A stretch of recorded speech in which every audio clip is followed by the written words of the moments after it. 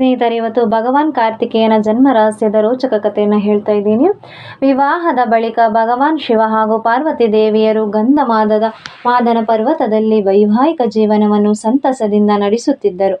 ಒಂದು ಬಾರಿ ಸತಿಪತಿಯರಿರುವರು ಆತ್ಮೀಯವಾದ ರಸಮಯ ಕ್ಷಣಗಳನ್ನು ಆನಂದಿಸುತ್ತಿದ್ದಾಗ ಶಿವನ ಶರೀರದಿಂದ ಮಹತ್ತರವಾದ ದ್ರವಬಿಂದುವು ಭೂಮಿಯ ಮೇಲೆ ಉತ್ಪತ್ತಗೊಂಡಿತು. ಆ ದ್ರವದಿಂದ ಶಾಖವು ಅಪಾರ ಪ್ರಮಾಣದಲ್ಲಿ ಹೊರಹೊಮ್ಮತೊಡಗಿತು ಹಾಗೂ ಶಾಖವು ಇಡೀ ಜಗತ್ತನ್ನೇ ಅಗ್ನಿಜ್ವಾಲೆಗಳಿಂದ ನುಂಗಿ ಹಾಕುವ ಬೆದರಿಕೆಯನ್ನು ಮುಂದೊಡ್ಡಿತು. ಬ್ರಹ್ಮ ಹಾಗೂ ವಿಷ್ಣುವಿನ ಸಲಹೆಯ ಮೇರೆಗೆ ಅಗ್ನಿಯು ಭಿಕ್ಷುಕನೋರ್ವನ ಮಾರುವೇಷದಲ್ಲಿ ಭೂಮಿಗೆ ಬಂದು ಆ ಶಕ್ತಿಶಾಲಿಯಾದ ದ್ರವಬಿಂದುವನ್ನು ನುಂಗಿಬಿಡುತ್ತಾನೆ. ಇದರಿಂದ ಪಾರ್ವತಿಯು ಅವಮಾನಿತಳಾದಳು. ಆಕೆಯು, ನೀನು ಅಸಹ್ಯ ವಸ್ತುಗಳನ್ನು ನುಂಗಿಬಿಡುವ ಸರ್ವಭಕ್ಷಕನಾಗು. ನೀನೀಗ ನುಂಗಿರುವ ಆ ಪ್ರಬಲ ದ್ರವಬಿಂದುವು ನಿನ್ನ ಶರೀರದಲ್ಲಿ ಸಹಿಸಲಾಸಾಧ್ಯವಾದ ಉರಿಯನ್ನುಂಟು ಮಾಡಲಿ ಎಂದು ಅಗ್ನಿದೇವನನ್ನು ಶಪಿಸುತ್ತಾಳೆ.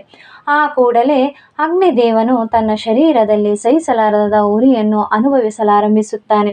ತನ್ನ ಈ ಬಾಧೆಯನ್ನು ಕೊನೆಗೊಳಿಸಿಕೊಳ್ಳುವುದಕ್ಕಾಗಿ ಅಗ್ನಿದೇವನು ಶಿವನ ಮೊರೆ ಹೊಕ್ಕನು. ನೀನೀಗ ನುಂಗಿರುವ ನನ್ನ ಶರೀರಕ್ಕೆ ಸೇರಿದ ಆ ಪ್ರಬಲ ದ್ರವಬಿಂದುವನ್ನು ಸ್ತ್ರೀಯೊರ್ವಳ ಗರ್ಭಕೋಶದೊಳಗೆ ವರ್ಗಾಯಿಸಿದಲ್ಲಿ ನೀನು ಈ ಬಾಧೆಯಿಂದ ಪಾರಾಗುವೆ ಎಂದು ಭಗವಾನ್ ಶಿವನು ಅಗ್ನಿದೇವನಿಗೆ ತಿಳಿಸುತ್ತಾನೆ. ಅಗ್ನಿದೇವನು ಯಾರು ವಾಸಿಸದ ಏಕಾಂತ ಸ್ಥಳವೊಂದಕ್ಕೆ ತೆರಳುತ್ತಾನೆ ಹಾಗೂ ಅಲ್ಲಿ ಸೂಕ್ತ ಸ್ತ್ರೀಯೊರ್ವಳ ಆಗಮನವನ್ನು ನಿರೀಕ್ಷಿಸುತ್ತಾ ಕಾಲ ಕಳೆಯಲಾರಂಭಿಸುತ್ತಾನೆ. ಭೀಕರ ಚಳಿಯ ಬಾಧೆಯಿಂದ ನಡುಗುತ್ತಿರುವ 6 ಕೃತ್ತಿಕೆಯರ ಆಗಮನವನ್ನು ಅಗ್ನಿದೇವನು ಅಲ್ಲಿ ಕಂಡುಕೊಳ್ಳುತ್ತಾನೆ. ಅಗ್ನಿದೇವನು ಶಿವನ ಪ್ರಬಲ ದ್ರವಬಿಂದುವನ್ನು ಆ 6 ಜನ ಕೃತ್ತಿಕೆಯರ ಗರ್ಭಕೋಶದೊಳಗೆ ವರ್ಗಾಯಿಸುತ್ತಾನೆ. ಅವರೆಲ್ಲರೂ ಗರ್ಭಿಣಿಯಾಗುತ್ತಾರೆ. ಈ 6 ಜನ ಕೃತ್ತಿಕೆಯರ ಪತಿಯಂದಿರಿಗೆ ಈ ಸಂಗತಿಯು ತಿಳಿಯಲ್ಪಟ್ಟಾಗ ಈ ಎಲ್ಲ ಕೃತ್ತಿಕೆಯರು ಗಗನದಲ್ಲಿ ತಾರೆಗಳಾಗಿ ನಕ್ಷತ್ರಪುಂಜದ ರೂಪದಲ್ಲಿ ಇರುವಂತೆ ಅವರನ್ನು ಶಪಿಸಿಬಿಡುತ್ತಾರೆ. ಹೀಗೆ ನಕ್ಷತ್ರಪುಂಜವಾಗಿ ರೂಪಾಂತರಗೊಳ್ಳುವುದಕ್ಕೆ ಮೊದಲು ಕೃತ್ತಿಕೆಯರು ಭ್ರೂಣಗಳನ್ನು ಹಿಮಾಲಯ ಪರ್ವತದಲ್ಲಿ ಗರ್ಭಪಾತ ಮಾಡಿಕೊಳ್ಳುತ್ತಾರೆ.